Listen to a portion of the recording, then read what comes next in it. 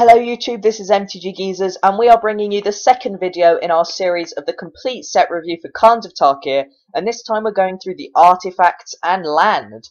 So we're going to jump straight into it here with Abzan Banner. All of the banners have the same kind of abilities, so you can tap them to add one mana colour to your mana pool from your clan's colour, and you can pay 3 tap sack it to draw a card. This is a pretty good way of mana fixing. I can see a lot of play for these in sealed formats. You can tap them, sacrifice, draw a card as well when they're no longer needed. So they're pretty good. Not much play in standard, but sealed and commander I can see probable play for. Next we have Altar of the Brood for 1. Whenever another permanent enters the battlefield, each opponent puts the top card of his or her library into his or her graveyard. I don't think I'm going to see much play from this card, not even in sealed or standard or pretty much anything. It's good if you've got a way of getting loads of tokens down onto the battlefield. Maybe playable in some white weenie decks, maybe. Otherwise I don't really like it.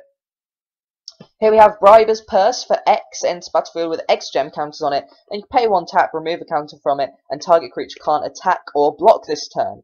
I can see this going into quite a few strategies in sealed, both aggro strategies and mid-range, because it can be used as both a defensive and attacking card. But otherwise, I don't know where it's really going to be used. It will be played in standard, I feel, and definitely good in sealed and draft. Will it be played in commander? Probably not, but it is a solid card nevertheless. Next to it, we have Chronicle Archive. For 2, you can pay 2 and exile it, and target player shuffles his or her graveyard into his or her library. You then draw a card.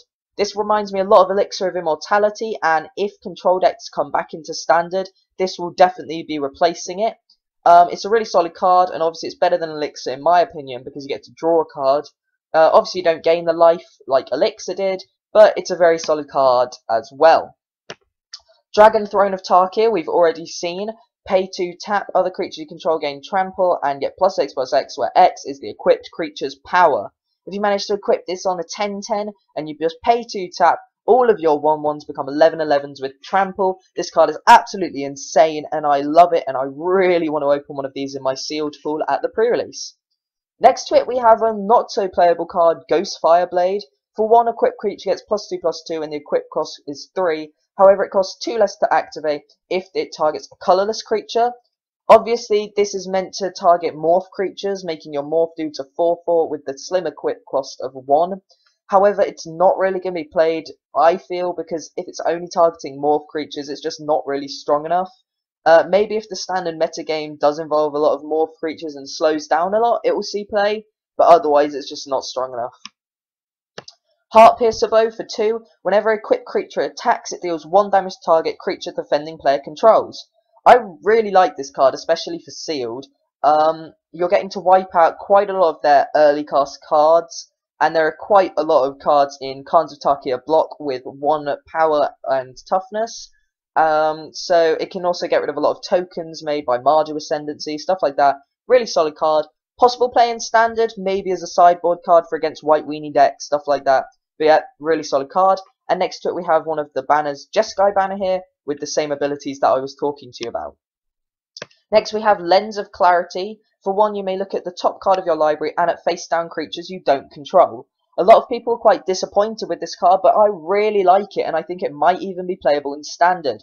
Because if you've got a fetch land sitting there, you can look at the top card of your library. If you don't like it, you can crack that fetch land and shuffle up your library so it's no longer on the top. And you can also look at your opponent's morphed down creatures. Really solid card in my opinion, and I'd love to open some again in my sealed pool. And next we have 3 more banners, Mardu banner here, and Sultai and Tima banner. Moving on to the last 2 artifacts then, we've got Udin's Nexus and Witness of the Ages. Udin's Nexus is a really fun card, meaning your opponents can't have extra turns, and you can have an extra turn if Udin's Nexus would be put into the graveyard. A lot of playing Commander I can see for this. It's just a really fun card, and it's just, I really like it. And next to it, Witness of the Ages, 6 for a 4/4 with more for 5. Possible play in sealed, not much play in standard or Commander or anything else, but it's a decent card nevertheless. Next we're going to move on to lands, and we're going to jump straight in. These have been our new spoiled lands. Here are the lands that enter tapped, and when it enters you gain 1 life, and it adds either 1 of 2 colours to your mana pool. These remind me a lot of the Guild Gates from Dragon's Maze, however there's a slight improvement to them because you gain 1 life, and there are 10 of these for each colour combination.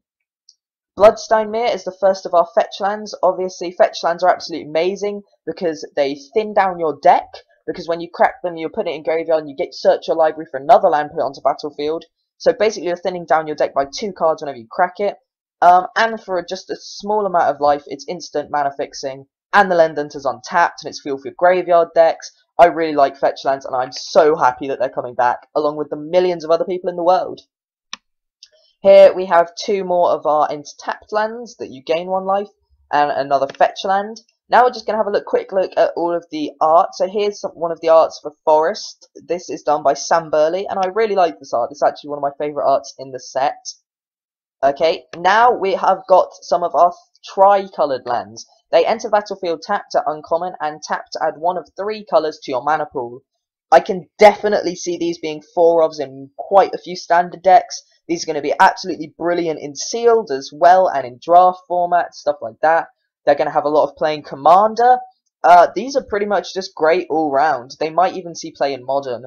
So I really like them. I'd like to hear what you guys think about them in the comments as well. Here we've got some more art for some islands here. This is my favourite island here. I really like this art. Really shows the Temur, I believe it is. The Temur's homeland, stuff like that. It's really nice. And again, we have some more tapped lands. We now have got some art for mountains. They're pretty cool. And Mystic Monastery, another of our tri-coloured lands. And next to it, 2 more of our tri-coloured lands, Nomad Outpost and Upland Palace. Like I said, the tri-lands are all really, really good, and I can see a lot of play for these. Now, one of my favourite arts in the entire set, this plains here, it shows the Abzan defences in the middle of the desert, done by Sam Burley again. I'm really liking his artwork this set. It's looking absolutely brilliant. I'd like to hear what you guys think about the artwork in this set as well. And here we have Polluted Delta, another of our fetch lands, Rugged Highlands, and Tap Land. Our final tri-coloured lands, this time for the Abzan. Again, brilliant art, and Sam Burley again. He's the all-star of this set, in my opinion. His art I am loving. Here we've got Skurd Barrens, another of the Tapped lands. And then some basic swamps, followed by Swiftwood Cliffs, the Thornwall Falls, Tomb of Spirit Dragon, which is a tap by 1 mana to your mana pool. 2 tap, you gain 1 life for each colourless creature you control. It works really well with Morph. And our final few cards here, Tranquil Cove, our tap lands. Windscarred Crag, tap land. Wooded Foothills is a fetch land. And here we've got Windswept Heath.